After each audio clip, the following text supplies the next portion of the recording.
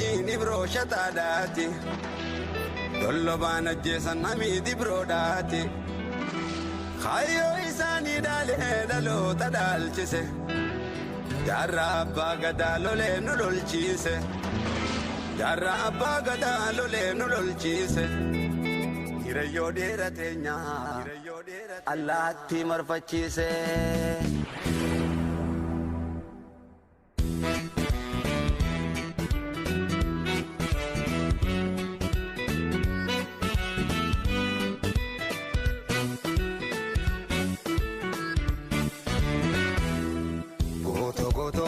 Gamna gameeyota jarran abbukato mirga abba qabsa otal dal jarran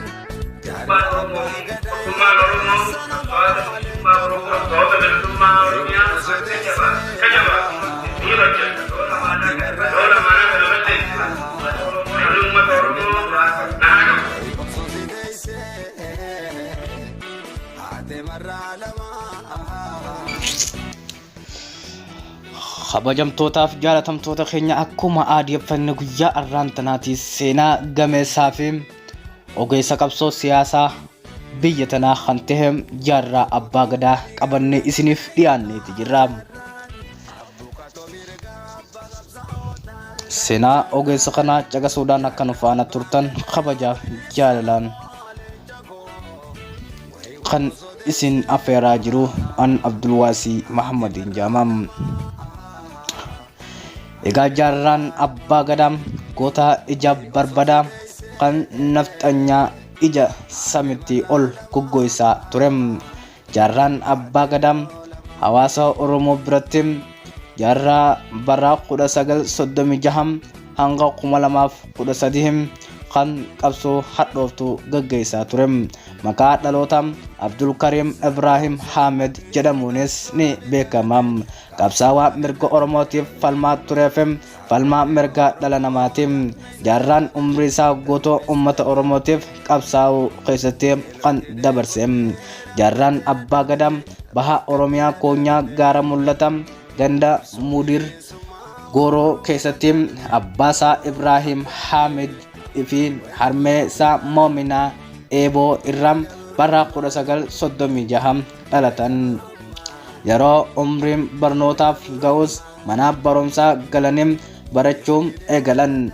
Mana barumsaa sadarkaa olaanaa Harar keessatti yeroo baratan barattoonni saboota biraa akka Amaaraa, Hararii fi kanneen kana fakkaatan yeroo ayyaana walaloo fi sirba aadaa sirbanii uummata isaanii bashannansiisu ture.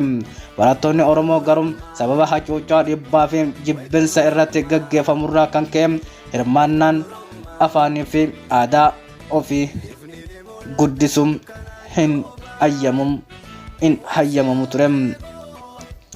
Hin yaadatamu ture. Kun itti dhagahame jaarraan abbaa gadaa barattoota Oromoo walitti gurmeessuun dhaaba waldaa barattoota Oromoo jedhamu hundeesse. Jaarraan karaa dhaaba barattoota kanaatiin ijoolleen Oromoo wal akka baratan hacuuccaa uummata Oromoo irratti hojjetamu akka hubatan afaan isaanii fi aadaa isaanii akka guddisan dadammaqsaa ture. Namoota yeroo sana dhaaba kana keessa turan keessaa Profeesar Mahmud Hassan, Tahaa Ali Abdii, Jamal Ali Abdii faadham. Dhaabni kunis jajjabaatee bara 1961 mana sinimaa Hararitti agarsiisa aadaa Oromoo gaggeesse. Barumsa sadarkaa lammaffaa akkuma xumureen akka adaamiin barumsa waraanaa Harar galee barachuu jalqabe. Yeroo gabaabaa booda bulchiinsi akaadaamichaa amantii isaa akka hin shaakalle waan dhorkeef bakka bilisaan jiraachuu ta'uusaa waan hubateef barumsa addaan kutee ba'e. Bara 1966 qabsaa'ota Baalee kan gurmuu hadhooftuu gabrummaa hadhooftuu lolanitti makamuuf loltoota 12 fudhatee gara Baalee deeme. Baalettis fincila jeneraal Waaqoo Guutuutiin hoogganamu isaanitti galee qabsoo jalqabe. Fincila Baalee irratti lola gurguddaa hedduu Damaasqoo dhaquun marii gaggeessan. Mootummaan Iraaqii fi Sooriyaa meeshaa waraanaa kennuufiif Filisxeemonni Sooriyaa keessa jiran leenjii waraanaa kennuuf waadaa galan. Erga qophiin barbaachisu xumurame booda loltoonni 36 biyyatti deebi'uun qabsoo waraanaa kan eegalan leenjii waggaa tokko fudhatan. Maqaan loltoota kanaas qeerroo ganamaa jedhame moggaafame. Baruma kana jaarraan qeerroo ganamaa hoogganuudhaan meeshaa waraanaa fudhatee gara biyya qajeele. Qeerroo ganamaa 36 hoogganamu. Qeerroo ganamaa 36 hoogganuudhaan jaarraan doonii yaabbatanii Somaaleetti wayita bu'an. Waraanni Somaalee isaan marsee isaan qabe. Bara 1970tti Somaaliyaa keessatti mana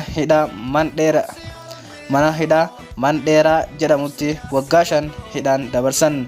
Waggaa 5 hidhaa keessa ture achi ba'ee gara Maqdishoo geeffame. Maqdishootti Ziyaad Barree ofuma isaatii jaarraan adda bilisummaa Somaalee dhihaa maqaa Ingiliffaa Western Somali Liberation Front beekama akka makamu gaafatan. Jaarraan garuu kana fudhachuu dide. Bara 1975tti hoggaa mana hidhaatii bahem qabsoon biyyatti galuu akka qabu waan amaneef gara biyyaa seenee qabsoo jalqabe. Sabboontonni Oromoo Finfinnee jiran labsii dhaaba Oromoo haarawaa hundeessuun kan Elemoo Qilxuufaa bara 1973 Finfinneetti jalqaban xumuruuf gara Finfinnee akka dhufu afeeranii Finfinnee deeme. Haa ta'u malee sabboononni Oromoo dhaaba Maarkisisti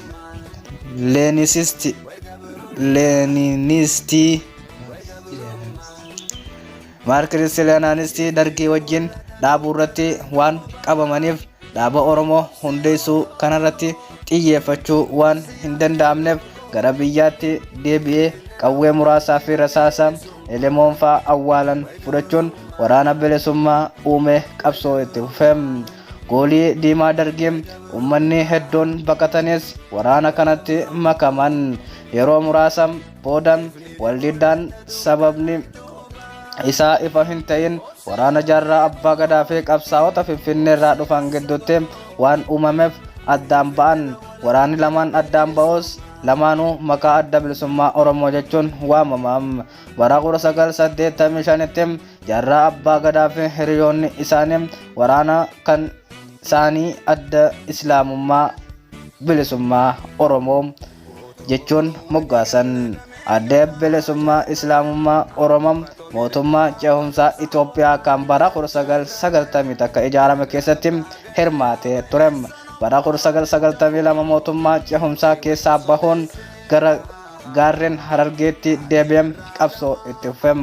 Bara 2005 maqaa adda islaamummaa bilisummaa Oromoo jedhu gara adda bilisummaa dimokiraatawaa Oromiyaa jedhutti jijjiiran. Jaarraan abbaa gadaa biyya Yaman magaalaa Sanaatti dhukkubsatee yaalamaa ture. Gaafa Bitootessa 4 bara 2013 du'aan darbe. Reeffi jaarraa abbaa gadaa gaafa Bitootessa 7 bara 2013 gara biyyaa deebi'e. Gaafa Bitootessa 8 bara 2013 reeffi isaa magaalaa Wataritti awwaalame. Jaarraan qabsoo Oromoo keessatti gumaacha godhan yoomiyyuu yaadatamaa jiraata. Artistoonni hedduunis kabaja jaarraa sirboota hedduu baasanii jiran. Kanneen keessaa kanneen akka Khadir Martuufaanis yaadatamu. Jaarraa abbaa gadaa way osoo nu deesse haati marraa lama jechuun walaloo sirba ajaa'ibaa qopheessee jira. Egaa kabajamtootaa fi jaalatamtoota dirree Global Miidiyaadhaan sagantaan keenya kan seenaa gootoowwaniitis akkanuma wajjin kan itti fufu tahuu isaa hubanne hordoftoota keessanii wajjin nu faana buutanii like, subscribe, share, comment nuuf gochuudhaan nu faana dhaabbattanii miidiyaa haqaa miidiyaa guddaa kana akka galmaan nuuf geessan kabajaaf jaallaan isin gaafannaa lama allama gan jabaadhaa isinin jennaa.